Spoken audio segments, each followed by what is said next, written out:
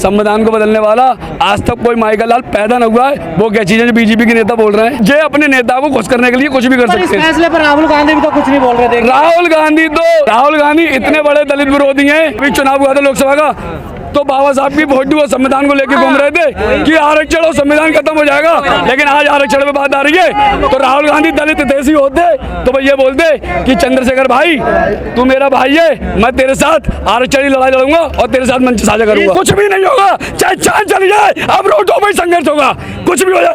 क्या साथ भी तैयार हो?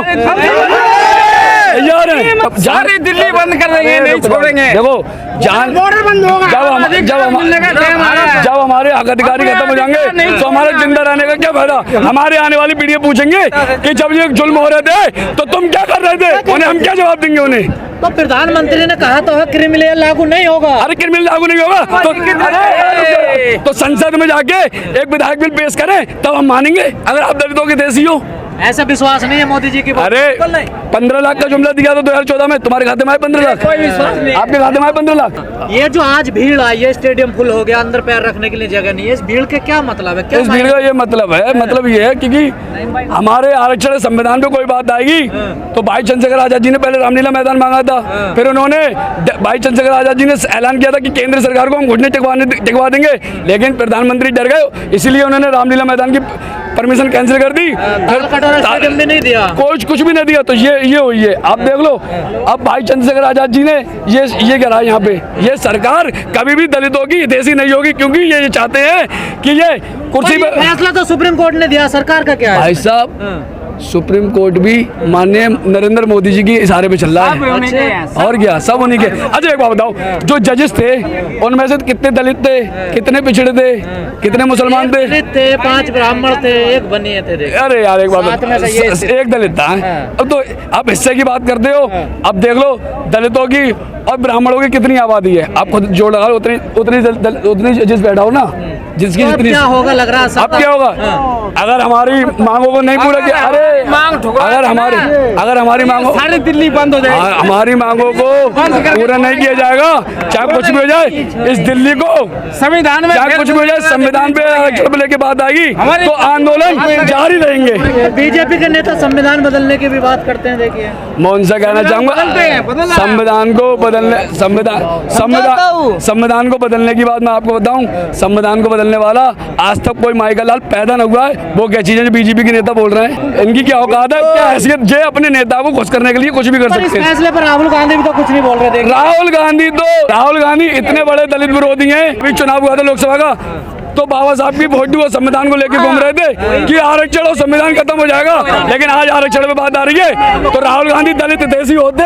तो भाई ये बोलते कि चंद्रशेखर भाई तू मेरा भाई है, मैं तेरे साथ आरक्षण की लड़ाई लड़ूंगा और तेरे साथ मंच साझा करूंगा। फैसले पर चंद्रशेखर और मायावती के अलावा कोई नहीं बोला, कोई नेता नहीं बोला। आज भी दलितों को घोड़ियों से कैसे उतारा जाता है, दलित महिलाओं को ऊपर कितने बलात्कार होते हैं, कितने अत्याचार होते हैं, वो दलितों पे होते हैं। आज भी ये समाज पूरी तरीके से संपन्न नहीं है हर तरीके से। क्या लग रहा है इस फैसले से क्या दिक्कत हो गया खासकर दलितों को? देखो सर, इस फैसले से हमारा समाज, बहुजन समाज, खास करके दलित और आदिवासी कहीं न कहीं बहुत नाराज है कि हम लोग को जो भाई को लड़ाने का प्रयास किया गया सुप्रीम कोर्ट के द्वारा, एक कहावत है ना, फूट टालो राज करो, तो ये लोग दलित समाज को, आदिवासी समाज को लड़ाने का प्रयास किया जा रहा है। लेकिन दलित समाज अब समझ चुके हैं कि जब हमारे एकता और ताकत को देख रहे हैं, ये भाजपा सरकार निकम्मी जो बैठे हुए हैं यहाँ पे, ये सोच रहे इसको अगर लड़ाएंगे तो कहीं न कहीं दोनों आपसी में भाईचारा में लड़ेंगे और हम लोग यहाँ पे राज करेंगे। लेकिन तो लड़ाने की कोशिश है, ये लड़ाने की बिल्कुल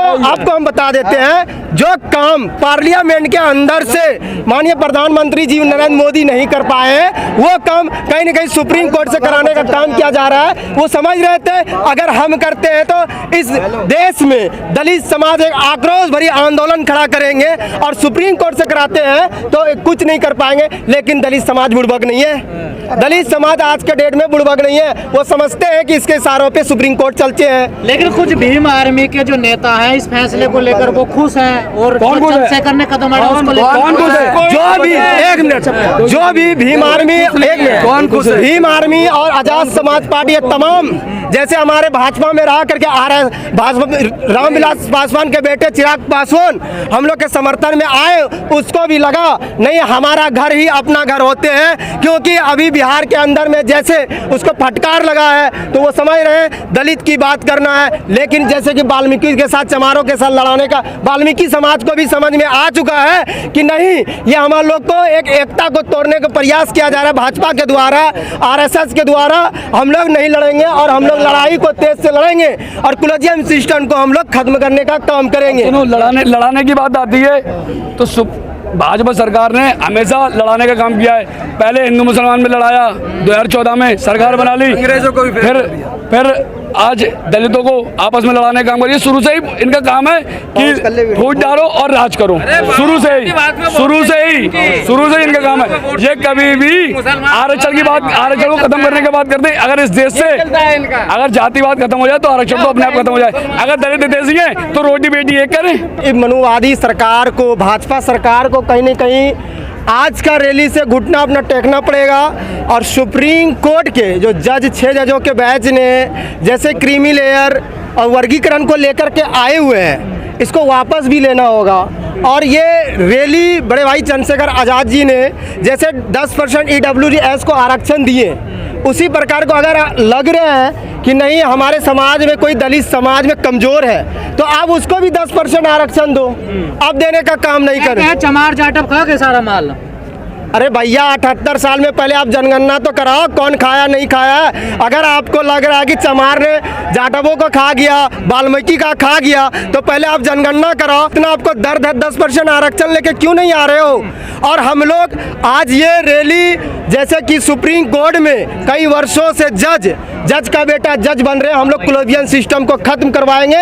ये सबसे बड़ी, जैसे IAS के एग्जाम होते हैं वैसे सुप्रीम कोर्ट का जज का भी एग्जाम होना चाहिए। अब जज का बेटा जज नहीं बनेंगे। ये लड़ाई अब हम लोग लड़ेंगे। इसने डर से रामलीला मैदान का परमिशन रद्द किया कि इसके रैली को बंद करेंगे, लेकिन हम लोग अंबेडकर का औलाद है। हम लोग सड़क में जानते हैं लड़ने के लिए कैसे लड़ना है।